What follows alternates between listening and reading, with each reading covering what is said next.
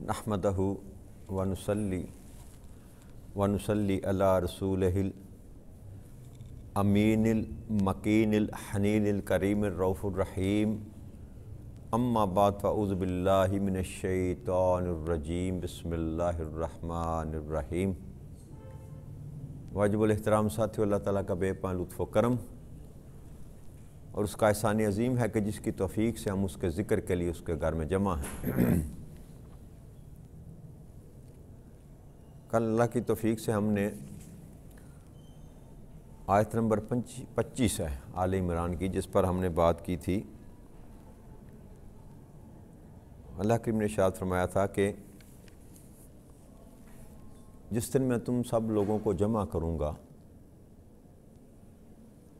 اس دن تمہارا کیا حال ہوگا،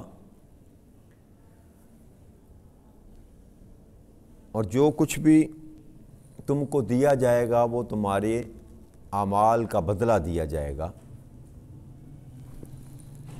اور نہ ہی کوئی کسی پر ظلم کیا جائے گا۔ کہ اللہ کریم نے آخرت کی جو زندگی ہے، آخرت کا جو معاملہ ہے، اس کے متعلق رب کریم نے انسان کو غفلت کی نیند سے جگانے کے لیے یہ حکم صادر فرمایا۔ آگے آیت نمبر 26 اللہ کریم ارشاد فرماتے ہیں اپنے حبیب مکرم صلی اللہ علیہ وسلم سے کہ آپ فرما دیں میرے حبیب، قل اللہم مالک الملک تؤتی الملک من تشاء وتنزع الملک ممن تشاء وتعز من تشاء وتذل من تشاء بیدک الخیر انک علی کل شیء قدیر۔ کہ اے میرے حبیب آپ فرما دیجئے، یوں عرض کیجئے کہ اے اللہ، اے سلطنت کے مالک، تو جسے چاہے سلطنت عطا فرما دے اور جس سے چاہے سلطنت کو چھین لے، اور تو جسے چاہے عزت عطا فرما دے اور جسے چاہے ذلت دے دے۔ ساری بلائی تیری ہی دست قدرت میں ہے، بیدک الخیر، ہر بلائی تیرے ہاتھ میں ہے، بے شک تو ہر چیز پر بڑی قدرت رکھنے والا ہے، ہر چیز پر تو قادر ہے۔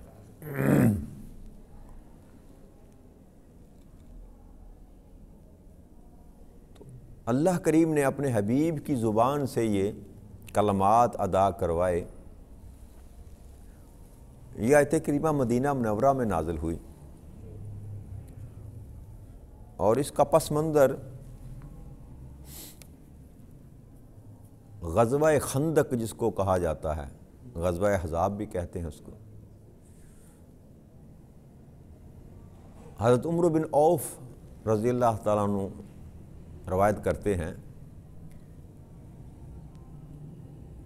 کہ نبی اکرم صلی اللہ علیہ وسلم نے خندق کھودنے کے لیے نشاندہی کی،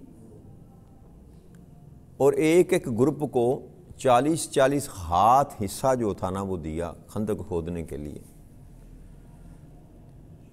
تو حضرت عمر بن عوف فرماتے ہیں کہ میرے ساتھ سلیمان، حذیفہ، نعمان اور 6 انصاری جوان تھے، ہم خندق کھود رہے تھے کہ خندق کی تہہ میں ایک چٹان نمودار ہوئی، جس کو ہم نے توڑنے کی کوشش کی۔ ہمارے کندال جو تھے انہوں نے کام چھوڑ دیا، ان کے آگے سے منہ جو ہوتے ہیں نکیلے وہ خراب ہونے شروع ہو گئے، لیکن وہ چٹان ٹوٹنے کا نام نہیں لے رہی تھی۔ تو ہم نے سلمان جو صحابی تھے رضی اللہ تعالیٰ عنہ نوجوان، ان کو کہا کہ تم اوپر جاؤ اور جا کر آقا کریم صلی اللہ علیہ وسلم کو اس چٹان کے متعلق بتاؤ۔ تو وہ اوپر گئے اور آپ آقا کریم صلی اللہ علیہ وسلم سے یہ کہا کہ آپ نے جو خط ہمیں کھینچ کر دیا تھا اس خط پر یہ چٹان نمودار ہوئی ہے جو ٹوٹ نہیں رہی، ہماری کندالیں جو ہیں وہ بھی کام کرنے سے انکاری ہیں، تو آپ ہمیں حکم فرمائیں ہم نے کیا کرنا ہے؟ اس خط سے مڑ جائیں، یعنی کہ دائیں بائیں کر لیں اس کو۔ تو نبی اکرم صلی اللہ علیہ وسلم نے انہوں نے کہا کہ آپ اگر حکم دیں تو ہم مڑ جائیں، اپنے تائیں ہم آپ کے حکم سے تجاوز نہیں کرنا چاہتے کہ بھئی 6 انچ ادھر کر لیں یا فٹ ادھر کر لیں۔ یہ ایمان دیکھیں ان صحابہ کرام کا جو تھا نا، عقیدہ کتنا مضبوط تھا۔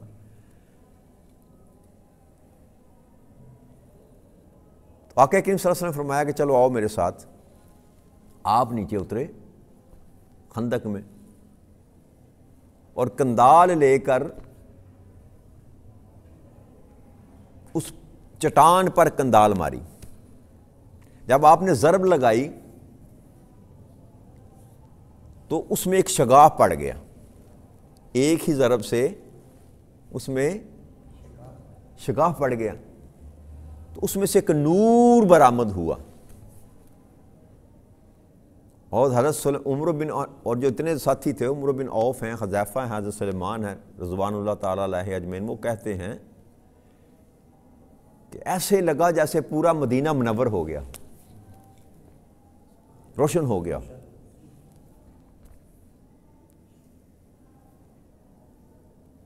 ایسے لگا جیسے کسی تاریک گھر میں اندھیرے میں کسی نے چراغ جلا دیا اچانک۔ تو آقا کریم صلی اللہ علیہ وسلم نے جب اس میں شغاف پڑا تو فتح کی تکبیر بلند کی، اور صحابہ نے بھی ساتھ پھر اللہ اکبر کا نعرہ بلند کیا۔ تو 3 ضربیں آپ نے لگائیں اس چٹان پر، اور پھر آپ حضرت سلیمان کا رضی اللہ تعالیٰ عنہ کا ہاتھ پکڑ کر آپ خندق سے باہر نکل آئے۔ تو وہ حضرت سلیمان کہنے لگے کہ اے اللہ کے رسول صلی اللہ علیہ وسلم، میرے ماں باپ آپ پر قربان، میں نے ایک ایسی چیز دیکھی جو اس سے پہلے میں نے قطعی نہیں دیکھی، یعنی کہ جو نظارہ انہوں نے کیا، جو خندق کے نیچے تھے لوگ صحابہ، اپنی آنکھوں سے مشاہدہ کیا اس نور کو نکلتے ہوئے۔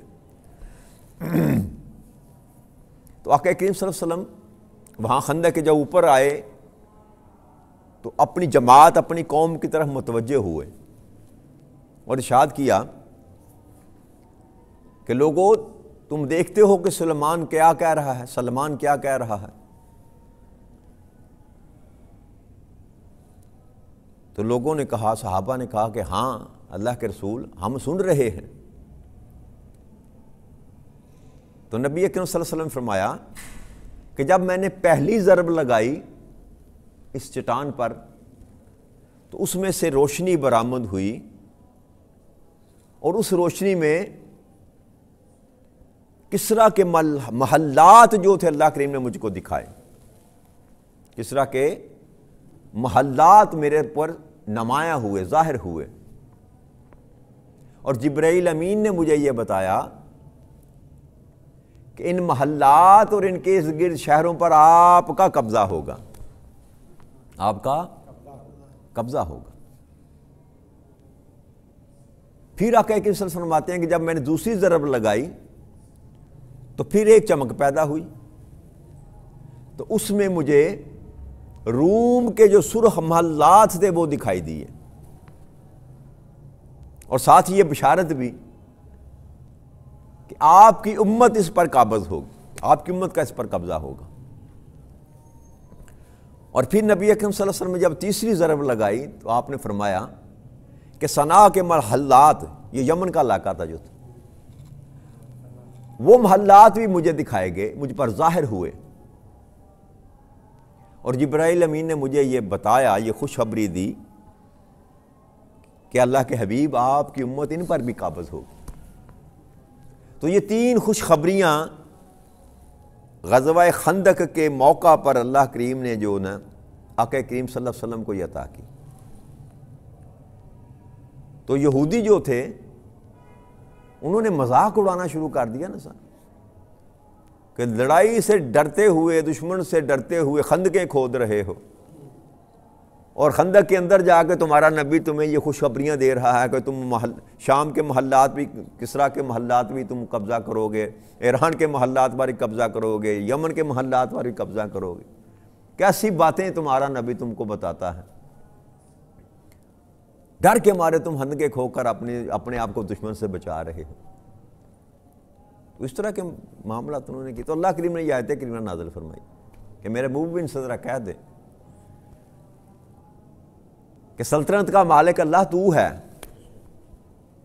سلطنت کا مالک، یہ بہت بڑے عقیدے کی آیت کریمہ ہے کہ یہاں جو تصور اللہ نے دیا نا اپنے حبیب کے زبان سے کہ حقیقی سلطنت جو ہے نا اس کا مالک اللہ ہے، اس کا مالک اللہ ہے. اور میرے محبوب آپ فرما دیں، ذرا آپ کہہ دیں، آپ عرض کریں کہ اللہ حقیقی سلطنت کا مالک تو ہے، اے سلطنت کے مالک. ایسے پکارا اللہ کریم کو. قل اللہم مالک الملک، اے میرے اللہ، اے سلطنت کے مالک، تو جسے چاہے سلطنت عطا فرما دے. کہ جو خوشخبریاں دی ہیں نا، یہ لوگ مذاق اڑا رہے ہیں، لیکن ان کو خبر نہیں کہ ساری سلطنتوں کا مالک تو وہ ہے، اور مولا تو جس کو چاہے تو سلطنت عطا فرما دے، اور جس سے چاہے تو چھین لے. اور پھر یہ فرمایا کہ مولا کریم تو جسے چاہے عزت سے نواز دے، اور جس کو چاہے تو رسوا کر دے. اور بے شک ساری بلائی تیری ہی دستِ قدرت میں ہے. اب اوپر دو باتیں آقا کریم صلی اللہ علیہ وسلم کی زبان ایک طرف سے اللہ کریم نے بیان فرمائی، ایک سلطنت دینا اور ایک سلطنت لینا، اور ایک عزت دینا اور ایک عزت چھین لینا، ذلت عطا کرنا کسی کو. لیکن جب بلائی کا ذکر کیا تو صرف یہ کہا کہ تیرے دستِ قدرت میں ساری کی ساری بلائی ہے، ساری کی ساری. اب برائی کو رب کریم کے نام کے ساتھ منسوب یہاں نہیں کیا گیا. یہ ہے عقیدہ، یاد رکھیے گا. جب کسی بڑی بارگاہ کے ساتھ گفتگو کی جاتی ہے نا تو یہ انداز اللہ کریم نے سکھایا. بے شک جو کچھ بھی آتا ہے رب کریم کی طرف سے آتا ہے، رب کریم کی طرف سے آتا ہے. اب انسان کی طرف اچھائی آئے تب بھی رب کریم کی طرف سے، برائی آئے تب بھی رب کریم کی طرف سے. کیونکہ کیوں؟ ان اللہ علی کل شیء قدیر، ہر چیز پر قدرت اسی کی ہے. لیکن عقیدے اور ادب کی بات یہ سکھائی جا رہی ہے کہ جب رب کی ذات کی طرف منسوب کرنا ہے تو صرف بلائی کو منسوب کرنا ہے. مولا ساری کی ساری بلائیاں جو ہیں، جو خیر ہے، جو میرے ہاتھوں سے ہو رہا ہے خیر، مولا وہ تیری طرف سے ہے، وہ تیرے دستِ قدرت میں ہے. تیری چاہت کے بغیر میں بلائی کر، تیری عنایت کے بغیر میں بلائی کر نہیں سکتا. ساری کی ساری بلائیاں جو ہیں وہ تیرے دستِ قدرت میں. لیکن جب انسان برائی کرے تو برائی کو اپنی ذات کی طرف منسوب کرے کہ مولا یہ جو برائی کر رہا ہوں یہ میری کمی ہے، میری کجی ہے، میری کوتاہی ہے. تو برائی کو رب کریم کے ساتھ منسوب نہیں کیا جا سکتا، حالانکہ ہر چیز اس کے دستِ قدرت میں ہے. ان اللہ، ساتھ یہ فرما انّا کا، بے شک تو علی کل شیء قدیر، ہر چیز پر قدرت رکھنے والا، ہر چیز پر قدرت تیری ہے. لیکن جب وہ بلائی کا ذکر آئے تو مولا تیری دستِ قدرت میں ہے، اور یہاں برائی کا ذکر نہیں کیا. کیوں؟ اس لیے کہ انسان کو یہ بتایا جا رہا ہے کہ اللہ کی بارگاہ میں جب تو بات کرے تو صرف خیر کو اللہ کی نسبت کے ساتھ جوڑ، اپنی کمی کجیاں اللہ کی نسبت کے ساتھ، اس کی نسبت اللہ کے ساتھ نہ جوڑ. یہ ہے عقیدہ، یہ ہے عقیدہ. تو ہم تو بس یہ شکوے کرتے رہ جاتے ہیں، ہر چیز کو اللہ کے ساتھ تھوپ دیتے ہیں. میرے مقدروں میں یہ لکھا تھا، بھائی کسی کا نقصان ہو گیا تو میری تقدیر میں یہ لکھا تھا.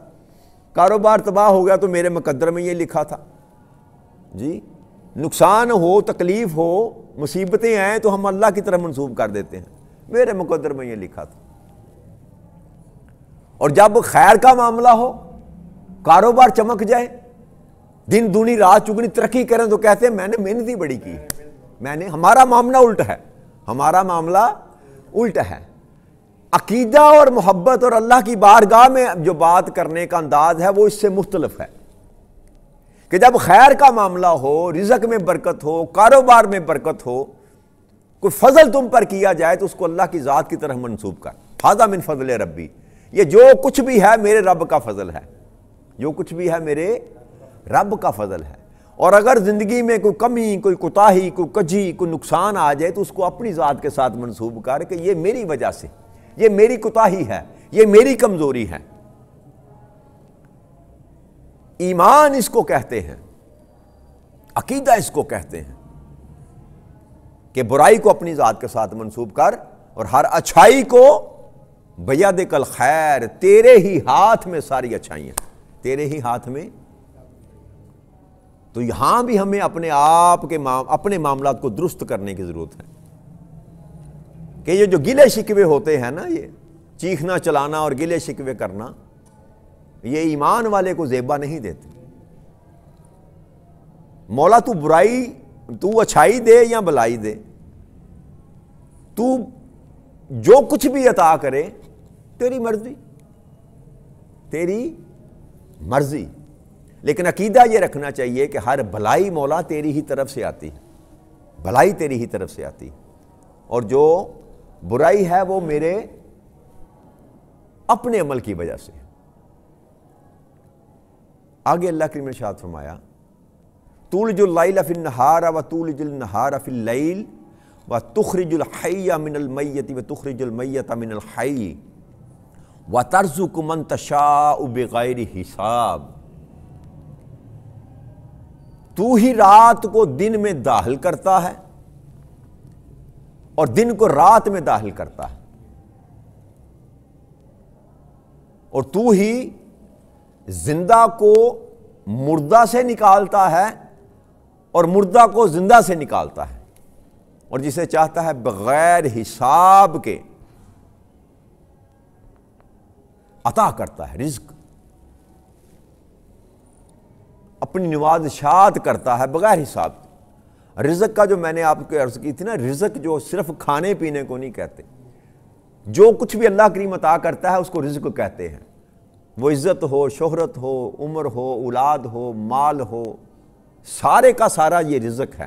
علم، عقل، دانش، فہم، حکمت، یہ سارے کا سارا یہ رزق میں آتا ہے۔ تو جس کو وہ چاہتا ہے بغیر حساب کے دیتا ہے، بغیر کہ مالک تو ہی ہے، اچھا خاصا دن ہوتا ہے تو اس کو رات میں داخل کر دیتا ہے، اور رات ہوتی ہے اس کو دن میں داخل کر دیتا ہے۔ یہ ساری کی ساری طاقت تیرے پاس ہے، اور تو زندہ کو مردہ سے نکالتا ہے اور مردہ کو زندہ سے نکالتا ہے۔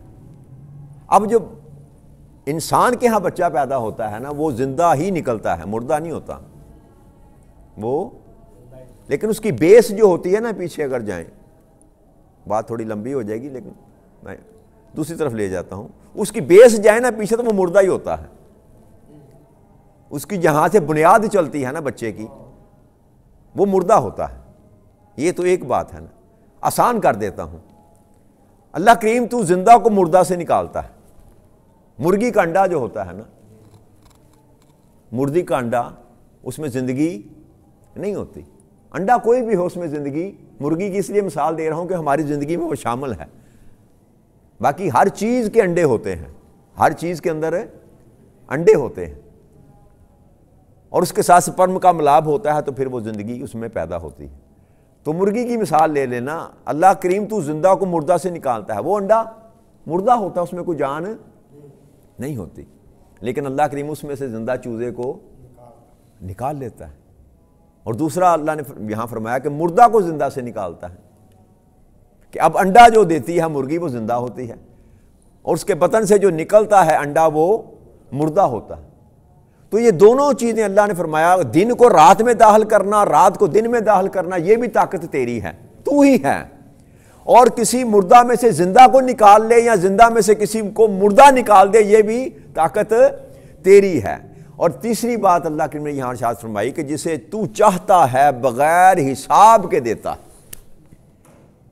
کہ یہ جو دینا ہے نا رب کریم کا، تقسیم کرنا، یہ بھی اس کی چاہت پر ہے، یہ بھی اس کی، میرے عمل پر یہ بات ختم نہیں ہوتی کہ میں کتنی محنت کرتا ہوں یا میں محنت کم کرتا ہوں یا زیادہ کرتا ہوں، اس کے ساتھ اللہ کی عطا کا کوئی تعلق نہیں ہے۔